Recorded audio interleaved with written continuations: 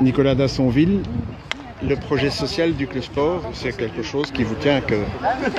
Oui, ça fait 6 ans maintenant que je caresse l'idée de pouvoir ouvrir à la fois le hockey et le sport en particulier à des enfants qui, économiquement, socialement, n'ont pas toujours accès à la pratique de notre sport. Et donc, on est en train de travailler maintenant à l'ouverture d'un stage à la 3e semaine d'août, en partenariat avec les maisons de quartier qui nous entourent, avec les CPS de la commune de Bucle et de Forêt, pour pouvoir justement accueillir toute une série d'enfants dans un stage d'initiation, mais surtout dans un stage mixte, c'est-à-dire qu'il y aura des enfants qui se seront inscrits par la filière habituelle, et puis il y aura ces enfants qui nous seront envoyés par les maisons de quartier, et où on espère vraiment que le lien se fera en dehors de toute différence.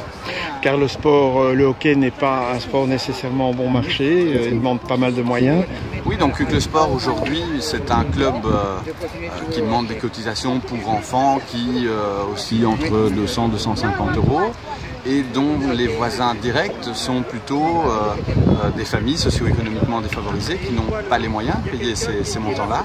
Et donc tant pour les stages que pour une inscription à l'année, nous voudrions pouvoir accueillir un certain nombre d'enfants de manière pratiquement gratuite.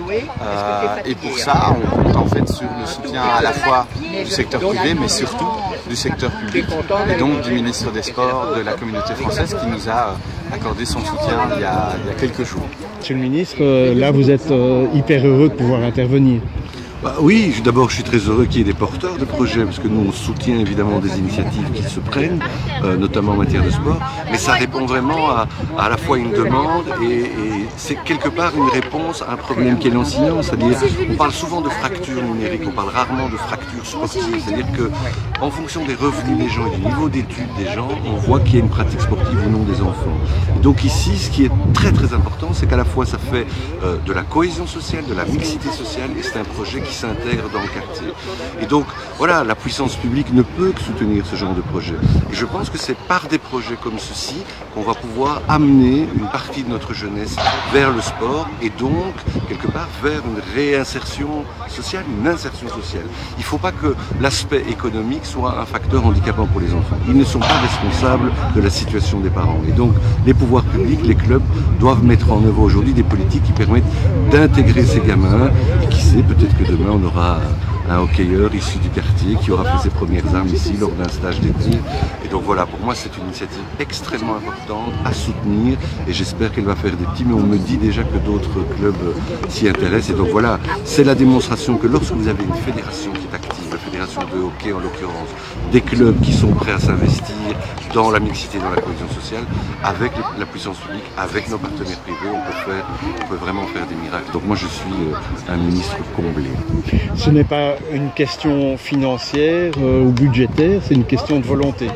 Il faut d'abord de la volonté, les budgets suivent en général. C'est pas ça qui doit être le frein. Et ici, évidemment, le ministre des Sports que je suis a soutenu et soutiendra encore ce type de projet. Mais il faut d'abord qu'il y ait des personnes, des bénévoles, des responsables qui décident de s'impliquer. Parce que c'est vrai que parfois, faire de la mixité sociale, faire de l'inclusion sociale, parfois ça peut faire peur. Et on disait tout à l'heure, c'est le regard des adultes qui est finalement le problème. C'est pas les enfants ils voient pas la différence. Les enfants, ils sont sur le terrain, ils jouent, ils ont des copains, peu importe d'où ils viennent, peu importe la profession des parents. C'est souvent le regard que les adultes ont qui fait que, ben voilà, on vit telle ou telle situation. Donc voilà, toutes ces initiatives sont à encourager et vraiment, moi, je tire mon chapeau avec le sport et j'espère que ça va faire des émules. Merci.